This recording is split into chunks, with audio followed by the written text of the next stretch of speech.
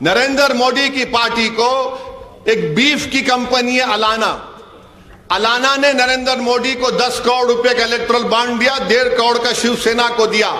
अब किसकी गोश्त की दुकान बंद है महाराष्ट्र में? याद रखिए, इस देश की सबसे बड़ी ताकत अंबेडकर बाबा साहब का बना हुआ संविधान है। अगर यह संविधान चला जाएगा तो सब चला जाएगा, याद रखो। ये चाल है, ये साजिश है उनकी संविधान बदलने की।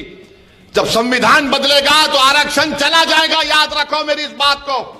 एक शिवसेना का 20 साल से जिसको औरंगाबाद की जनता ने अपनी खिदमत करने के लिए एमपी बनाया, वो आज कह रहा है कि भाइयों बहनों मेरा आखिरी इलेक्शन है, मेरी मदद कर दो। मैं उससे कहना चाह रहा हूं, तेरा आखिरी इलेक्शन 2019 में हो चुका है, अब कोई तेरा आखिरी इलेक्शन नहीं है। गंगापूर शहरामध्ये मंगळवार रोजी एमआयएम पक्षाचे अध्यक्ष तथा खासदार असदुद्दीन ओवैसी यांची खासदार इम्तियाज जलील यांच्या प्रचारात जाहीर सभा झाली। यावेळी बोलताना ओवैसी यांनी सगळ्याच राजकीय पक्षावर तोंडसुख घेतले। ते म्हणाले की मोदी पुन्हा सत्तेत आल्यास डॉक्टर बाबासाहेब आंबेडकर यांचे संविधान बदलण्याचा निर्णय घेतील।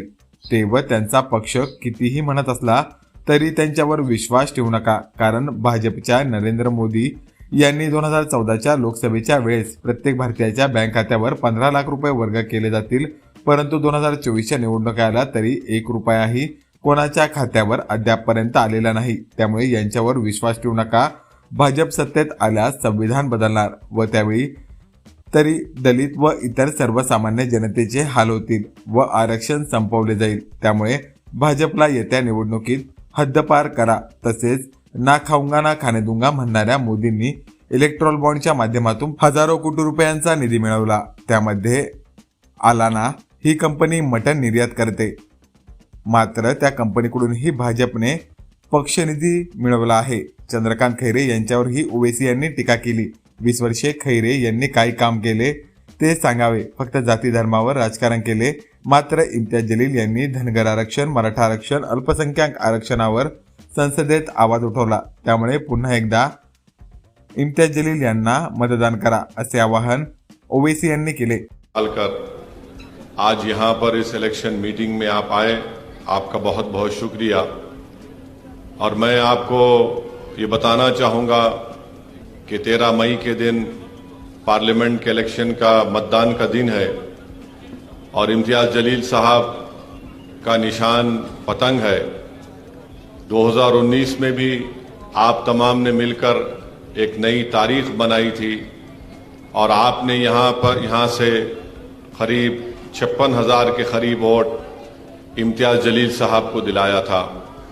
मैं आपका शुक्रिया अदा भी करता हूं और आपसे ये गुजारिश करता हूं कि आप दोबारा मुत्तहिदा तौर पर अपने के कोर्ट का इस्तेमाल गंगापुर से इम्तियाज जलील साहब के हक में करिए। यहाँ पर बहुत से आपके मसाइल हैं, तकालीफ हैं। अभी हमारे राहुल भाई बता रहे थे कि यहाँ से 7 किलोमीटर दूर गोदावरी बहती है और गंगापुर के किसानों को गोदावरी से पानी नहीं मिलता, जिससे किसान बहुत परेशान हो जाता है। चाहे वो गन्ना उगाता हो या प्याज हो, उसको उसकी कीमत नहीं मिलती। ये ऐसे मसाइल हैं जिसके लिए आपको एक ताकतवर आवाज़ की ज़रूरत है और आवाज़ ऐसी होनी चाहिए जो हर समाज के लोगों की तकलीफ को समझ सके। मैं आपको बड़ी जिम्मेदारी के साथ बता रहा हूं कि पिछले 5 साल से जब से आपने और औरंगाबाद की जनता ने इम्तियाज जलील को अपने वोट और अपनी दुआओं से यहाँ का एमपी बनाया, इम्तियाज जलील साहब ने हर समाज के, हर समुदाय के लिए काम करने की पूरी कोशिश की। और आप जानते हैं कि इनके 5 साल में, बल्कि पूरे 5 साल में 1.5 साल तो कोविड के जरिए ख़त्म हो गए और कोविड में लोग मर रहे थे, तकालीफ उठा रहे थे। तो इम्तियाज जलील साहब को सिर्फ 3.5 साल का मौका मिला। एमपी लाइट फंड भी नहीं, हम तमाम को नहीं मिला। जितना भी फंड मिला इम्तियाज जलील साहब ने उसका इस्तेमाल करने की कोशिश की और उसके ज़रिए से उन्होंने हर मुकाम पर डेवलपमेंट करवाया है।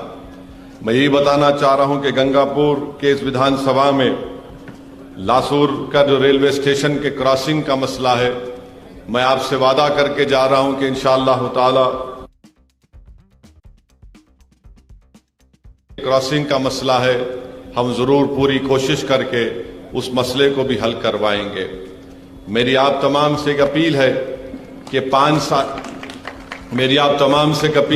5 साल में आप इम्तियाज जलील साहब का कोई एक ऐसा स्टेटमेंट बता दीजिए कि इम्तियाज जलील साहब ने किसी समुदाय या किसी मजहब के मानने वालों का दिल तोड़ा है। इम्तियाज जलील का कोई एक स्टेटमेंट नहीं दिखा सकते। इम्तियाज जलील ने पार्लियामेंट में जब कभी भी बात की है, उनको मौका मिला, उन्होंने हर समाज की तरक्की के लिए और इंसाफ के लिए बात की। आप जानते हैं कि पार्लियामेंट में धनगर समाज के रिजर्वेशन की बात एक नहीं कई मर्तबा एमआईएम पार्टी की तरफ से इम्तियाज जलील साहब ने इस मसले को उठाया। पार्लियामेंट का आखिरी सेशन हो रहा था जनवरी में, उसमें आप देख लीजिए इम्तियाज जलील की वो तकरीर है, स्पीच है जिसमें इम्तियाज जलील ने धनगर समाज से इंसाफ का मुतालबा किया। बल्कि इम्तियाज जलील ने अपनी स्पीच में बताया कि कैसे बीजेपी हो या शिवसेना हो या राष्ट्रवादी हो या कांग्रेस हो, इन्होंने धनगर समाज को सिर्फ उनके वोट हासिल करने के लिए इस्तेमाल किया, मगर उनसे इंसाफ नहीं किया। सामाजिक न्याय की बात सब लोग करते हैं, मगर उसको जमीन पर अमल करना, उसके ऊपर अमली जामेनामा पहनाने का काम अगर कोई कर रही है तो पार्टी एमआईएम पार्टी है। वहीं पर इम्तियाज जलील ने मराठा समाज के रिजर्व आरक्षण की बात की। वहीं पर इम्तियाज जलील ने अल्पसंख्यक समाज के मुसलमानों के आरक्षण का मसला उठाया कि किस तरह महमूद रहमान कमेटी की रिपोर्ट को बॉम्बे हाई कोर्ट ने कबूल किया था। मेरे भाई, मेरे बुजुर्गों, मेरी इज्जतदार माँ और बहनों, ये आपके एमपी की मेहनत रही है। और 20 साल से जिस पार्टी का एमपी जीत कर आ रहा था औरंगाबाद की जनता के वोटों से, वो जब कभी भी अपनी जबान से कुछ बोलते, अनाप शनाबी बकते थे, वो दिल तोड़ने की बात करते थे, वो घरों में नफरत की दीवार उठाने की बात करते थे, मगर इम्तियाज जलील ने वो काम नहीं किया। अब आप देख रहे हैं कि 2 शिवसेना, 2 राष्ट्रवादी, 1 बीजेपी, 1 कांग्रेस, ये 6 मिलकर इम्तियाज जलील की कामयाबी को रोकने के लिए आ रहे हैं। ये जान चुके हैं कि अकेले नहीं मुकाबला कर सकते, इम्तियाज जलील को रोक नहीं सकते, तो दोनों शिवसेना, दोनों राष्ट्रवादी, 1 कांग्रेस, 1 बीजेपी मिलकर ये कोशिश कर रहे हैं कि इम्तियाज जलील की कामयाबी को रोका जाए। एक शिवसेना का 20 साल से जिसको औरंगाबाद की जनता ने अपनी खिदमत करने के लिए एमपी बनाया, वो आज कह रहा है कि भाइयों बहनों मेरा आखिरी इलेक्शन है, मेरी मदद कर दो। मैं उससे कहना चाह रहा हूं, तेरा आखिरी इलेक्शन 2019 में हो चुका है, अब कोई तेरा आखिरी इलेक्शन नहीं है। 20 साल तुमको औरंगाबाद की जनता ने मौका दिया। 20 साल की शादी हो जाती, तुम 20 साल में कुछ भी नहीं कर सके औरंगाबाद के लिए। अगर हम उनके 20 साल के स्टेटमेंट को निकालेंगे, एक से एक वाहियात किस्म की बातें उन्होंने की, नफरत की बातें की, मगर एक बात तो है कि इम्तियाज जलील को आपने कामयाब किया, धनगर समाज ने किया, दलित समाज ने किया, मातंग समाज ने किया। इम्तियाज जलील को मराठाओं ने वोट दिया, गरीबों ने वोट दिया, बंजारों ने वोट दिया, अल्पसंख्यक समाज, मुसलमानों ने, सिखों ने, ईसाई ने वोट दिया। तो 5 साल में शिवसेना का ये उम्मीदवार जो आज खड़ा है, वो इम्तियाज जलील के नक्शे कदम पर अब चलना शुरू कर दिया। कैसे चल रहा है इम्तियाज जलील के नक्शे कदम पर? अब जहां कहीं भी जा रहा कह रहा है, ए भाई, हिंदू, मुसलमान, सिख, ईसाई सब मेरे को वोट दो। तो इम्तियाज जलील ने उसको पहला सबक सिखा दिया कि औरंगाबाद की जनता अब नफरत को कबूल करने वाली नहीं है। और औरंगाबाद की जनता, मुझे यकीन है कि दोबारा यहां से इम्तियाज जलील को भारी अक्सरियत से, भारी मेजॉरिटी से दोबारा अपना एमपी बनाकर भारत की सबसे बड़ी पंचायत पार्लियामेंट में भेजाएगी, ताकि औरंगाबाद में जो डेवलपमेंट का काम करवाना है, मैं आपको यकीनन आपको वादा कर रहा हूं कि आपका हर काम इंशाअल्लाह ताला मुकम्मल होगा। इम्तियाज जलील एक बेहतरीन मेंबर ऑफ पार्लियामेंट साबित हुए हैं।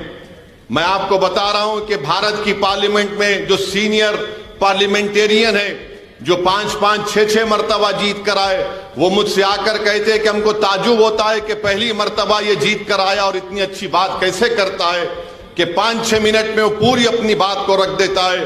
तो ये काबिलियत है इम्तियाज जलील की। और अगर Imtiaz Jaleel member of parliament बना तो ये आप लोगों की दुआ और आपकी वोट से बना। औरंगाबाद से इम्तियाज जलील को आपने कामयाब किया तो ये इम्तियाज जलील की सिर्फ पर्सनल या जाती कामयाबी नहीं है, ये औरंगाबाद की वो जनता की कामयाबी है जो अमन चाहती है। ये औरंगाबाद की वो जनता की कामयाबी है जो जुल्म को बर्दाश्त नहीं करती बल्कि मजलूमों से इंसाफ का मुतालबा करती है। इम्तियाज जलील की जाती कामयाबी नहीं है बल्कि उन लोगों की कामयाबी है जो सामाजिक न्याय को देखना चाहते हैं कि औरंगाबाद में सामाजिक न्याय हो। ये उन लोगों की कामयाबी है जो औरंगाबाद में किसान आज परेशान है, खुदकशी कर रहा है, उसके ताल्लुक से कोई बात नहीं कर रहा है। और आपको एक और बात बता रहा हूं कि महाराष्ट्र की सियासत में, महाराष्ट्र के पॉलिटिक्स में सब लोगों ने अपने कपड़े ऐसा बदल दिए जैसा कि सुबह में एक कपड़ा एक पार्टी का, दोपहर में एक कपड़ा एक पार्टी का, शाम में एक कपड़ा एक पार्टी का, सुबह अब तक एक और कपड़ा पहन लेते हैं। मगर इम्तियाज जलील में वो बात नहीं है। इम्तियाज जलील जिस पार्टी से कामयाब हुआ, इम्तियाज जलील उसी पार्टी के तहत रहकर काम किया। आप देखते जाइए कि ऐसा कभी कभी जब टीवी पे अखबार में फोटो देखकर या नाम देखकर पढ़ता हूं तो मुझे पूछना पड़ता है इम्तियाज जलील से कौन सी पार्टी में अभी है। तो इम्तियाज जलील बोलते हैं असद भाई कल शाम तक यहां था, आज यहां पर चला गया। आप बताओ ये कोई राजनीति करने का तरीका है? ये गरीबों की खिदमत करने का तरीका है? ये किसानों से इंसाफ दिलाने का तरीका है? ये दंगरों को उनका सामाजिक न्याय या मुकाम दिलाने का तरीका? अरे तुम ना दंगर के हो, ना तुम दलित के हो, ना तुम मुसलमान के हो, ना तुम किसान के हो, तुम किसी के नहीं हो। तुम सिर्फ सत्ता के भूखे हो और तुम दौलत के पुजारी हो। तुम अवाम के दोस्त नहीं हो, अवाम के खादिम नहीं हो।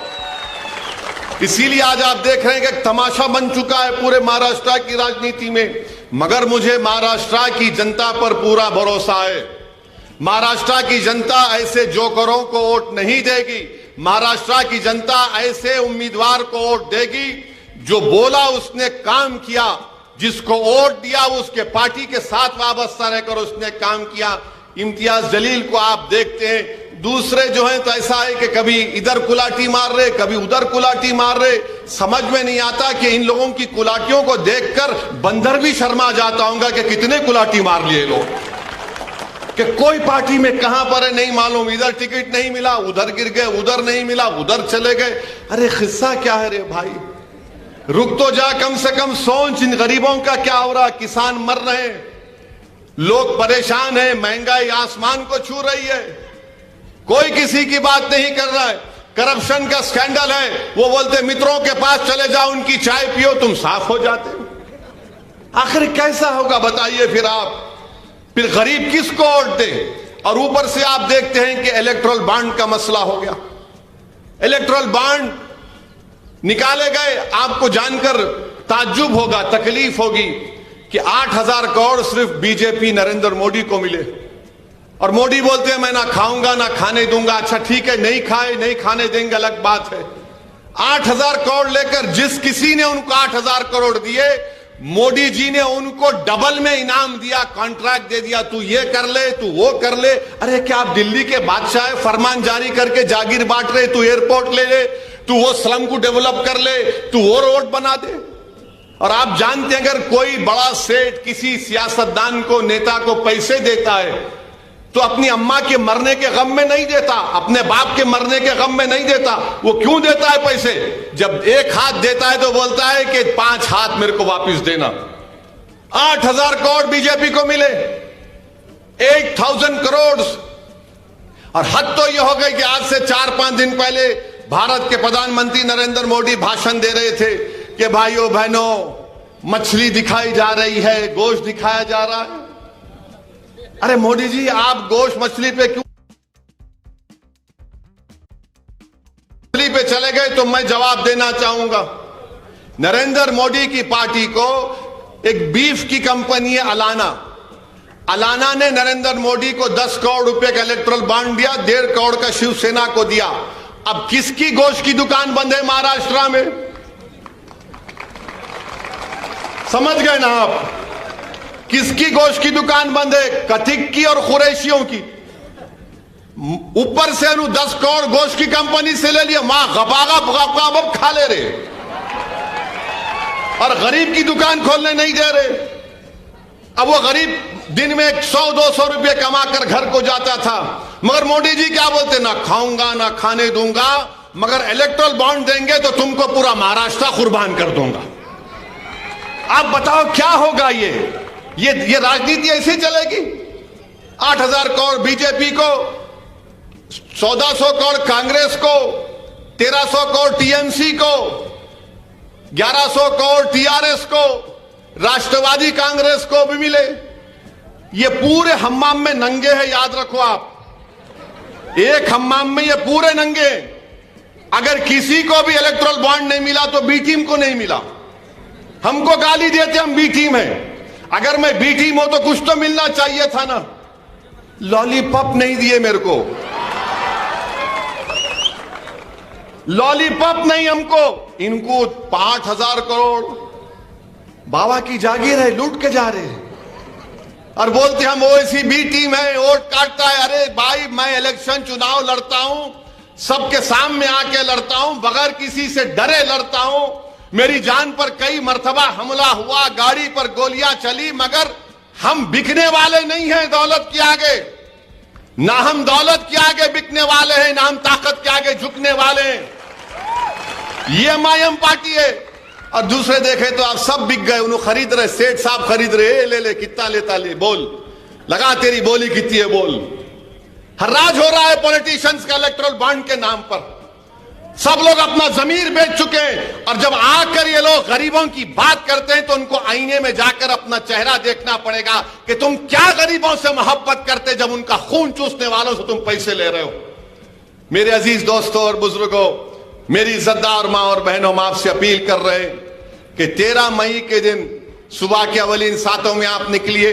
अच्छा, बीजेपी, राष्ट्रवादी कांग्रेस, शिवसेना एक बात बोलते, 370 निकाल दिए, चलिए अच्छा करा, निकाल दिया। मेरे एक सवाल का जवाब दो, 370 के बाद क्या आता? 371 आता है ना। महाराष्ट्र में मराठवाड़ा रीजनल बोर्ड है, हमारे जर्नलिस्ट लोग हैं, 2020 से बोर्ड नहीं है, 2020 से चेयरमैन नहीं है, मगर 370 निकाले। अरे जो रीजनल बोर्ड मराठवाड़ा के डेवलपमेंट के लिए बनाया गया वो कहां गया? उसके मेंबर कहां गए? उसका चेयरमैन कहां गया? उसका पैसा कहां गया? अरे उद्धव ठाकरे, तुम मुख्यमंत्री, तुम्हारे राइट हैंड पे उस वक्त अशोक राव थे, अब बीजेपी में चले गए। लेफ्ट हैंड पे अजीत पवार थे, अब उधर भाग गए। तो 371 के तहत मराठवाड़ा विदर्भा का रीजनल बोर्ड क्या हुआ? एक मेंबर नहीं है, चेयरमैन नहीं है, 2-2 साल हो गए, 3 साल हो गए, उसका पता ही नहीं है। मगर सब बोलते 370, अरे 371 का क्या होगा बताओ? 371 अगर रीजनल बोर्ड रहेगा तो आप फैसला करेंगे कि मराठवाड़ा का पैसा कहां पर खर्चा होगा। यह इनकी राजनीति है। इसीलिए कह रहा हूं, इस हम्माम में सब नंगे, मराठवाड़ा का रीजनल बोर्ड, विदर्भा का रीजनल बोर्ड, मगर सब बोलते जय महाराष्ट्र। अरे जय महाराष्ट्र बोले तो फिर 371 का क्या होगा? अब आप आ जाइए, उद्धव ठाकरे, CAA का कानून बन रहा था, क्या उद्धव ठाकरे ने मोदी का साथ नहीं दिया? CAA का कानून बन रहा था, उद्धव ठाकरे मोदी का साथ दिए। और CAA का कानून NPR NRC से जोड़कर देखना पड़ेगा, इससे अलग नहीं कर सकते। ये सिटीजनशिप कानून के तहत NPR NRC है। अब बीजेपी बोलेगी नहीं। मैंने अमित शाह से पूछा था, वीडियो जी NPR NRC होके रहेगा, तो क्या झूठ है? बोलो, अमित शाह ने झूठ बोला तो कल पार्लियामेंट में प्रिविलेज मोशन डालूंगा अमित शाह के खिलाफ के झूठ बोले तो पार्लियामेंट को।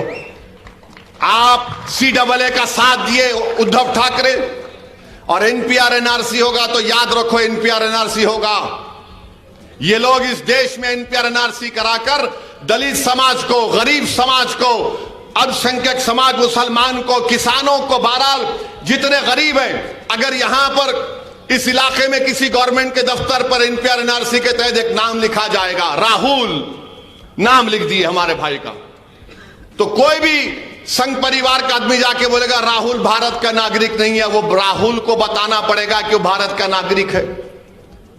राहुल के ऊपर बर्डन ऑफ प्रूफ आ जाएगा और राहुल को बताना पड़ेगा कि दादा का, उसके दादा का बर्थ सर्टिफिकेट कहां से लाएगा राहुल।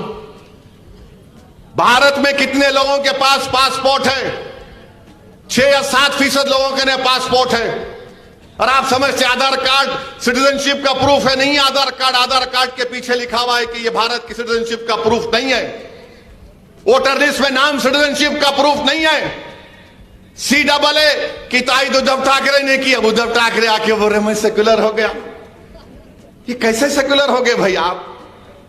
कहां से सेक्युलर हो गए आप? और कांग्रेस राष्ट्रवादी शरद पवार की उनके साथ बैठी हुई है, चीचा एक तरफ भतीजा एक तरफ। अरे सबको बेवकूफ बना रहे हैं लोग, अंकल एक तरफ उन्होंने एक तरफ। और गाली किसको दे रहे? पूरे मिलके। बीजेपी बोलती है आतंकवादियों का साथी है, हम भी टीम है। ट्रिपल तलाक का मसला है, उद्धव ठाकरे साथ दिए बीजेपी का। ट्रिपल तलाक का कानून मोदी जी बोलते मुस्लिम महिलाओं के लिए बड़ा इंसाफ की बात है, इंसाफ की बात नहीं, नाइंसाफी की बात है। अगर कोई मुस्लिम महिला को कोई मुसलमान ट्रिपल तलाक देता है तो मैं कहा हूं गुनाहगार है, वो गुनाहगार है। मगर जब वो देता है, अब उस औरत को बताना पड़ेगा कोर्ट को जाकर के ये पागल बेवकूफ ने मुझे ट्रिपल तलाक दिया। कौन जाकर उसकी ताईद में कोर्ट में खड़े रहेगा? अच्छा, मोदी जी को हम मोदी जी नहीं बोलेंगे, उनको अल्लामा फजीलतुल शेख मोदी बोलेंगे। क्यों बोलेंगे? जेल में कोई गया तो मोदी जी बोले तू जेल में जाएगा तो अपनी बीवी को पैसा भिजाना। अबे जेल में कौन देगा पैसे? मोदी जी बोल रहे दिमाग में आ गया, साइंटिस्ट है वो। अब मोदी जी बोल रहे कि वो ट्रिपल तलाक देता तो शादी नहीं टूटती। जब शादी नहीं टूटती तो गुनाह किस बात का, केस किस बात का? मगर मोदी जी फजीलतुल शेख है, अल्लामा है। अच्छा, उसको कोर्ट में सजा 2 या 3 साल की हो सकती। किसी और समुदाय के आदमी को अगर अपनी बीवी को इस तरह छोड़ता है तो 1 साल, यहां पर 2 या 3 साल। अब 2 साल 3 साल के बाद वो दीवाना निकलेगा तो क्या उसकी बीवी, हमारी बेटी जेल के सामने खड़े होना कि आ मैं तुझे कबूल कर लूं? 3 साल तक वो बच्ची इंतजार में रहना, उसका क्या पुरसाने हाल होगा। फिर आप देखिए, ये बात है यूएपीए का कानून, शिवसेना ने यूएपीए कानून में साथ दिया मोदी का। भारत की जेलों में लोग सड़ रहे हैं। भीमा कोरेगांव की जेल में जो लोग जेलों में हैं, जिनको आज कहा गया कि तुम्हारे घर पे रेस्वा, तुम इतने पैसे जमा करो। यूएपीए, कैसे यूएपीए को मजबूत किया गया? जुलाई 2019 में उद्धव ठाकरे ने अमित शाह के कानून का साथ दिया। जेल में कौन है? दलित हैं। जेल में कौन है? मुसलमान है। जेल में कौन है? इंटेलेक्चुअल हैं जो बीजेपी आरएसएस के खिलाफ हैं। आप फिर आकर कहते हैं हम सेकुलर हैं। तो इसीलिए मैं आपसे अपील कर रहा हूं कि देख समझकर अपने वोट का इस्तेमाल करिए। इम्तियाज जलील आपकी आवाज है, आपकी पहचान है। इम्तियाज जलील ने अपने आप को, जान को जोखिम में डाला और औरंगाबाद में फसाद होने नहीं दिया। जो इम्तियाज जलील को वोट देगा वो जान बचाने वाला साबित होगा। जो इम्तियाज जलील के खिलाफ वोट देगा तो आप उन लोगों को जान लीजिए जो दंगा कराना चाहते हैं, जो गड़बड़ कराना चाहते हैं। इम्तियाज जलील का नाम गरीबों की जान को बचाना। इम्तियाज जलील को वोट देने का मतलब गरीबों को उनका हक दिलाना। अभी हमारे भाई ने मुझे आदर्श के हैं, कहां गए वो? सतीश कहां है? 2000 करोड़ का आदर्श का स्कैम हुआ। कोई पार्टी इनका हाथ नहीं पकड़ा। पूछ लो इन लोगों से। ये बड़ा बोलते ना कि हम दुश्मन हैं। क्या हुआ? बीजेपी ने इनका हाथ पकड़ा? नहीं पकड़ा। शिंदे ने हाथ पकड़ा? नहीं पकड़ा। अजित पवार ने, शरद पवार ने? नो, कोई नहीं। ये गरीब लुटे पीटे जिनके 200 करोड़ से ज्यादा जिंदगी की कमाई की लूट के चला गया तो इम्तियाज जलील के पास गए। इम्तियाज जलील ने इनकी इंसाफ की लड़ाई का आगाज किया और आज इम्तियाज जलील के लड़ने की बुनियाद पर इंशाअल्लाह ताला करीब में इन आदर्श के इन तमाम लोगों का इंसाफ होगा। क्या इम्तियाज जलील ने देखा कि इसमें कौन किस समुदाय का है? इम्तियाज जलील ने यह देखा कि ये गरीब हैं। इनके आंसुओं को देखकर इम्तियाज जलील की आंख में आंसू आ गए। ये होना चाहिए, जो आपका एमपी होता है उसमें दर्द होना चाहिए, तकलीफ को महसूस करने का एक सलीका होना चाहिए। अरे ये तमाम लोग सिर्फ आपके वोट के भूखे हैं। इनको अगर 5 करोड़ का इलेक्ट्रल बॉन्ड कोई देगा तो अपना जमीर बेच देंगे, सब बेच देंगे अपने आप का। मगर इम्तियाज जलील रुका नहीं, झुका नहीं। और आज आदर्श वालों की लड़ाई इम्तियाज जलील लड़ रहा है। मेरे भाई, मेरी आपसे दमन गुजारिश है कि आप अपने एक एक वोट का सही इस्तेमाल करिए। और हद तो यह हो गई कि आज महाराष्ट्र हो या पूरा भारत हो, जो जो गरीब नौजवान हैं उनसे पूछो आप, उनको सबसे ज्यादा परेशानी नौकरी की है। मीडिया के लोग हैं, बोलेंगे नहीं, इनको नहीं मालूम कल तक इनकी नौकरी रहेगी या नहीं रहेगी। बेरोजगारी नौजवानों का बहुत बड़ा चैलेंज है। हर नौजवान परेशान है, चाहे किसी मजहब और समुदाय का हो। तो बीजेपी के लोगों से पूछा गया, इनके आजमगढ़ यूपी के एमपी से मीडिया ने पूछा, ये अनएम्प्लॉयमेंट के बारे में तुमने कुछ नहीं किया। तो एमपी साहब का क्या बयान है, सुनो आप। ये कितने जीनियस है, देखो आप। एमपी साहब ने बयान दिया कि क्या करेंगे मोदी जी, इतने बच्चे पैदा कर रहे लोग। अबे तू कैसे पैदा हुआ? अम्मा की पेट से पैदा हो ना सब। अब एमपी साहब बोले मोदी जी क्या करेंगे, योगी जी क्या करेंगे? उन्होंने तो बच्चे नहीं पैदा किए, आप लोग पैदा कर रहे हैं, कहां से लाएंगे नौकरी? अरे वो नहीं पैदा की, हम उनकी इज्जत करते भाई, वो उनका फैसला होगा, हम क्यों मानेंगे उनके फैसले को? मैं बीवी है मेरे घर में, मेरी बहन है, ब्याह करूंगा। आप सरकार में किस लिए है फिर बताओ?